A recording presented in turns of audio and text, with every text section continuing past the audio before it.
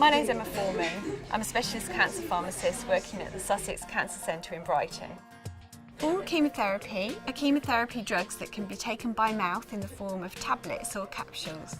Not everybody can have oral chemotherapy, but for certain types of cancers where an oral treatment's available, it can be much more convenient for you to be able to take the medicines at home instead of having to come into the cancer centre for your treatment. Oral chemotherapy will be prescribed by your oncology consultant. Your nurse or your pharmacist will explain how to take the tablets. It's important that you follow the instructions carefully. Some tablets need to be taken immediately after food, and others need to be taken on a completely empty stomach. They'll also tell you how many times a day you need to take the medicine. All this information will be included on the label, so it's important to read that carefully before you start taking the tablets. Normally, chemotherapy tablets and capsules should be swallowed whole and not broken or chewed. If you're having trouble swallowing them, please contact your nurse or pharmacist for advice. It's just one of those.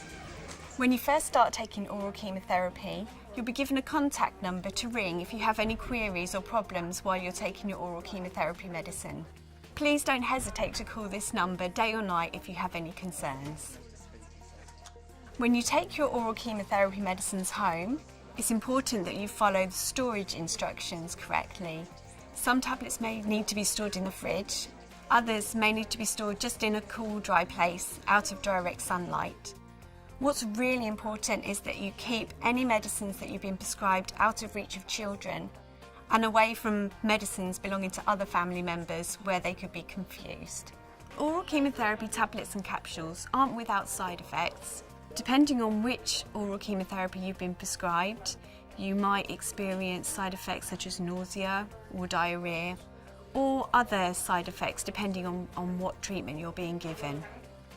If you do experience side effects, please don't suffer in silence. Ask your nurse or chemotherapy pharmacist because there's usually something that we can do to help manage those side effects. My name is Robina Halliday and I live in Saltdean in Brighton. I was taken ill when I was on holiday, and while I was in the hospital they did a colonoscopy as one of the tests, and it turned out that I had a tumour in the colon. I had an operation, then after that they decided to give me the chemo in case of anything spreading any further. I was given oral chemotherapy for 6 months, which is 3 pills in the mornings and 3 in the evening for 2 weeks, and then I have a week off, and then again for 6 months.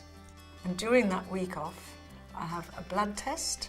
And 2 days later, I go to the chemo nurse and I get issued with the next lot of pills.